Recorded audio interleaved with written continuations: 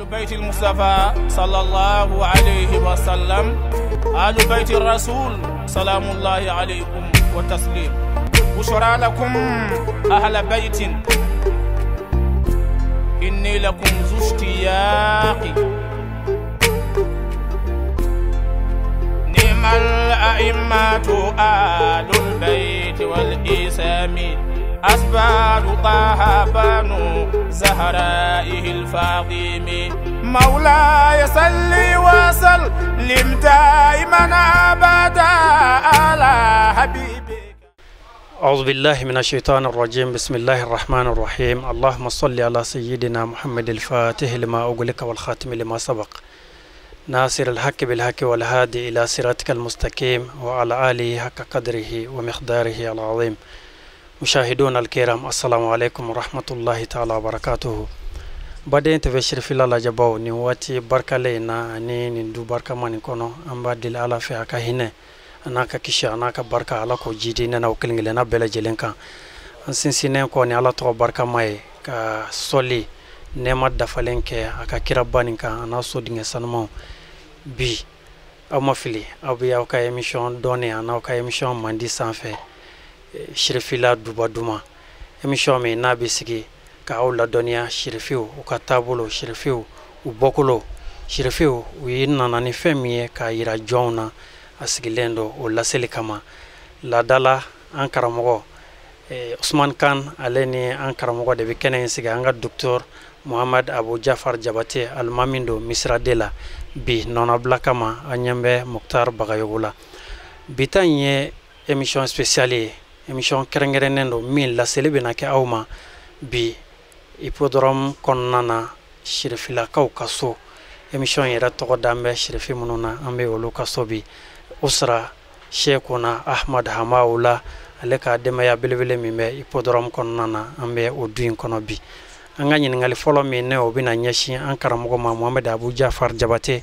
odeye ambe wati belebele min kono ambe yomo muba halala bi wonyen ngali be ambulo yani anga se woma okmana fe shirifu yere no ye alakira joli nunu ye message min fena be ubulo ka di anga shirifke ale fena mina bo katla ka odi amma nga obela jele yani anga se woma ame domin kono sheknela oye abamanankai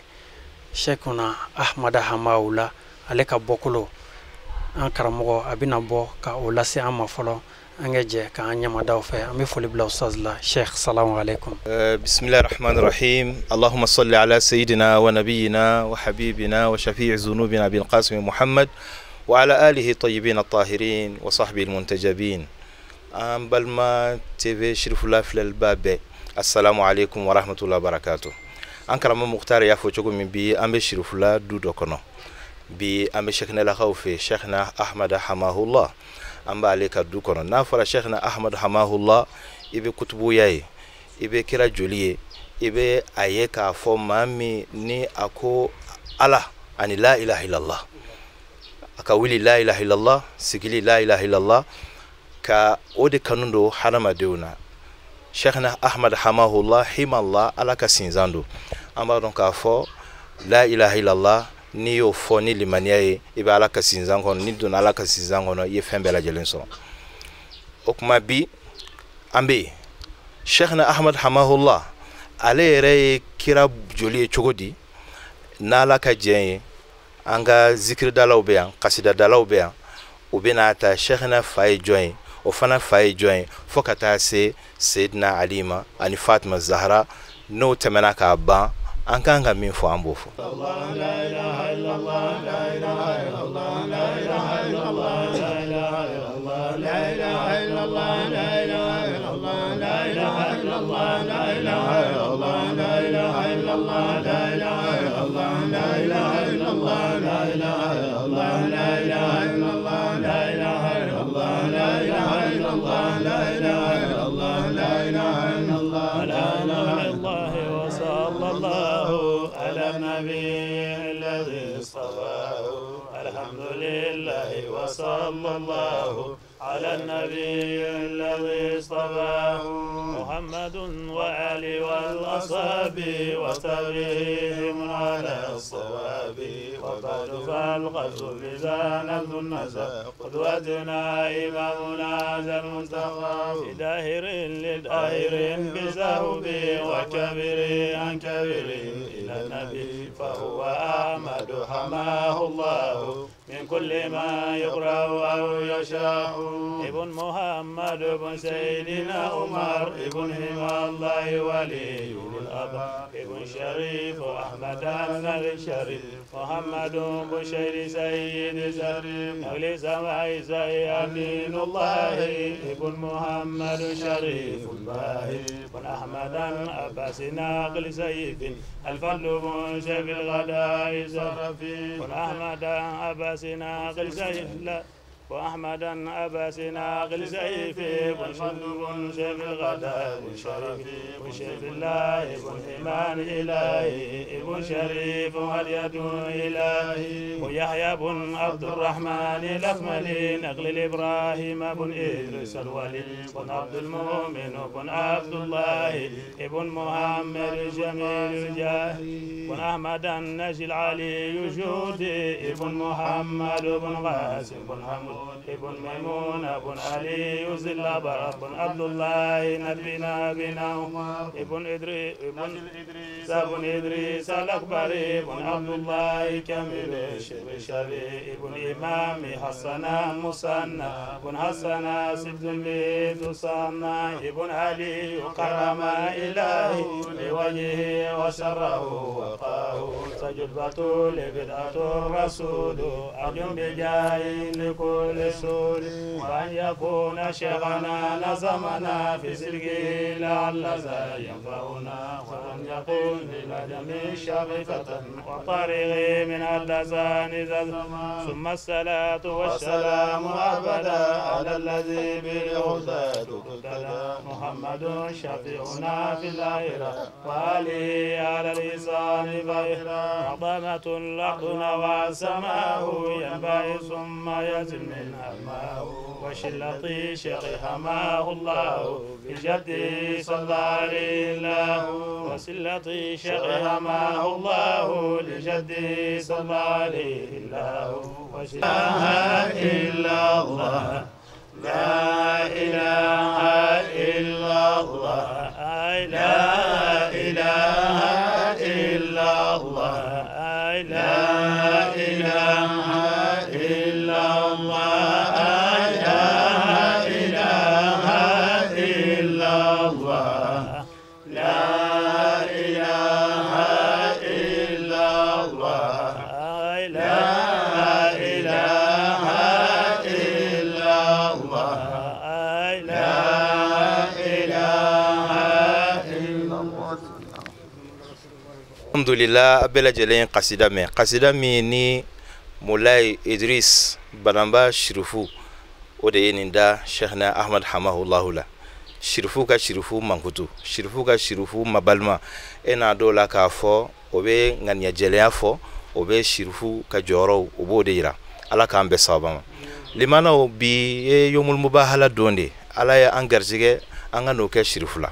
akila duwa bela jelen be jabi na Allah subhanahu wa ta'ala ka jeng sango shirfu kemi no be an kerefe bi yomul mubahala o yesel bakalo kile muga ani nani donde domi ni alakira sallallahu alaihi wa alihi wasallam ay baraka ni dal masaka kumai kuma mini chrétien mun kuma najiran uluko kuma so alakira min fo isa ka kola alay qur'ana aya jigaka أكو فمن حاجك فيه من بعد ما جاءك من العلم فقل تعالوا ندعو أبناءنا وأبناءكم ونساءنا ونساءكم وأنفسنا وأنفسكم ثم نبتهل فنجعل لعنة الله على الكاذبين يعني على كرانو كبوكتا أيودو أكبرفين كرفلو نو كيساوي يمني كعلى الديل كسبة وشرجرا على سبحانه وتعالى كنور لكم مامي على كرا anu bora sallallahu alaihi wa alihi Hussein talendo abolo Hassan mbolo ba abolo Fatima ba aleko Ali fanabe Fatima ko ubikata kumami usera kene ka no Madina kene doye bibi na ubafa akene mako masjidul ijaba ko do ujabi Misri sabula dɔw jaabira alakira yen nɔ sallallahu alaihi wa ali. O masjidul ijaba kɛnɛ dɛ mubahala kɛra yen de. Kuma min ni kira sallallahu alaihi wa alihi wa sallam ni a ye i ɲɔngiri k'i bolo jan a bɛna ala deli ni position dɔ ye chrétienw y'a ye nin position in ni nin kɛra an tɛ bɔ a la. U ɲɛmɔgɔ ye ɲɔgɔn ye u ko an ka taa an na cɛ in an ka bɛn fɔ la. U nana alakira ma sallallahu alaihi wa alihi ko dangadon min fɔra an ka bɔ a ma. Ɔ kira ko n'an b'a bɔ a ma a bɛ jɛn ni nisɔngɔ sarali ye fo mɔgɔw k'a faamu. Nisɔngɔ sarali o tɛ k'a yira k'a fɔ an bɛ fɛ ka chrétien ninnu tɔɲɔ ayi silamɛw bɛ jaga bɔ u bɛ khumusu u b'o bɔ.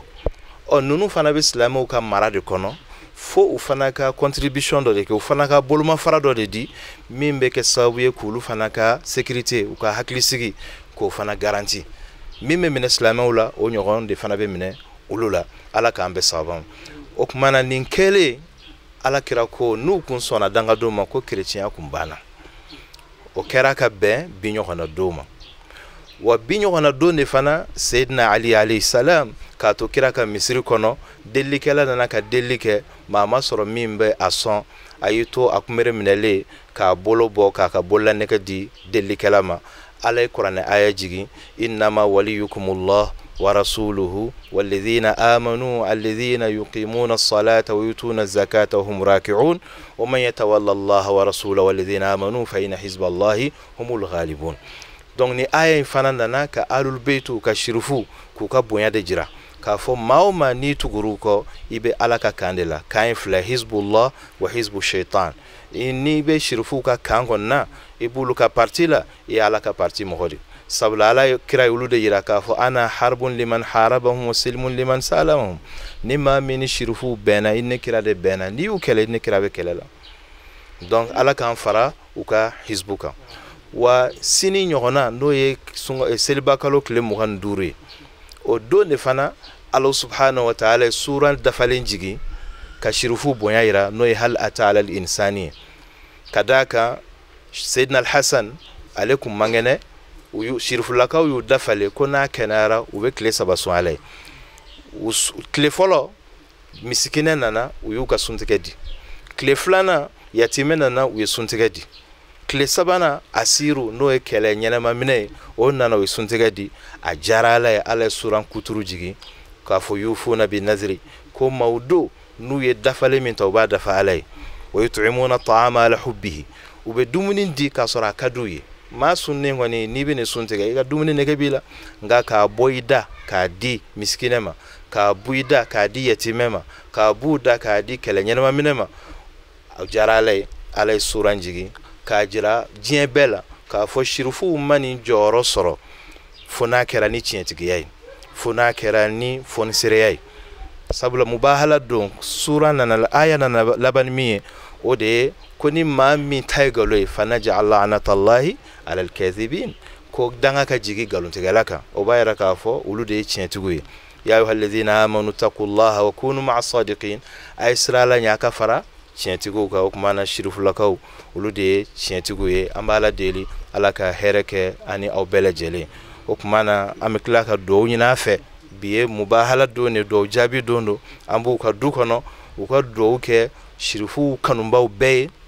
u ka dugawu kɛ shirifuw u lapasabaw bɛɛ ye u ka dugawu kɛ diɲɛ silamɛ bɛɛ lajɛlen fitinɛ min n'o bɛ diɲɛ kɔnɔ o bɛ se ka mada cogoya min na ala k'an bɛn sababa ma. ala k'a sara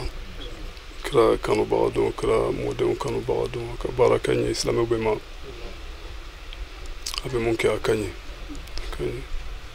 ka maa dɛmɛ a ka labanko la a ka ɲɛ duniya i t'a dɔn i bɛ taa tuma min se ka kɛ an bɛ waati mun na sisan o ye dan ye mɔgɔ t'o dɔn lahara de ka ɲɛ ala k'a sara a kɛ nin ŋaniya mun ye ala k'o dafa ye nka a ye doniba de da shirifuw kan ni ala ye shirifuw tanu tan o tan na olu fana ka kan k'u jɔ yɔrɔ dɔn ka kan k'a dɔn ko fɔ olu ka kan ka kɛ komi dugukolo ye mun ye maaw kɔrɔ olu fana ka kan ka kɛ silamɛw ye o kɔrɔ u muɲɔ k'u bila sira ɲuman na u yɛrɛ ka kɛ cogoya ɲuman na u yɛrɛ ka n'u mɔ kɛ sɔsɔ u kɛ cogoya la n'u fɔ cogoya la ka kanka ke tende kunu sama dunia no fe donc luka doni ka girini islamu to ka doni Allah ka haraka islamu be la jale Allah ka benati islamu be ci Allah ka mali tanga ka anka jamana mun shehna ka kala dem bala amba fa anni yoro ka bo anni yoro islamu be anni yoro yan dunya islamu be tay sira site ni ibse ka foko ni nana yanu abse ka fima ko ayi nga do ka sura amma katame do ka ambe do ka be ka benati be amin amin rabbi amin rabbi amin amin rabbi amin amin rabbi amin amin rabbi alhamdulillahi rabbil alamin alhamdulillahi rabbil alamin tele shirfila la jaba amba fo ka wali mando akani nyama dalla nintu yaw ka emission mandi sanfé shirfila duba duma emission min sigira ka shirfi fo awi o ka bonyen no ka karama ina fo ala kira yere mi dade shirfi o ka bonyen anu ka karama kan chugomi emission abe anime an karamo ko fe Muhammad Abu Jafar Jabate misra de almamindo shirfi o kanu jogondo shirifew la pasabagado shirifew ka jonge korobado ala ke hereke anne aye aw munu fenaton sogolendo anna maliko na ani maliko kan shirifila duba kanu nyon ka se konkon jamana ma Côte d'Ivoire jamana kan Chine jamana Amerique jamana Europe jamana mo befo ka bela jelen wal nyimando ka fo sigida chama be ala bolo ala ko irane na wala wa shukran lakum fi amanillah بيت المصطفى صلى الله عليه وسلم آل بيت الرسول سلام الله عليكم والتسليم بشرى لكم أهل بيت إني لكم ذو اشتياق نعم الأئمة آل البيت والإسام أسباب طه بنو زهرائه الفاطمي مولاي صل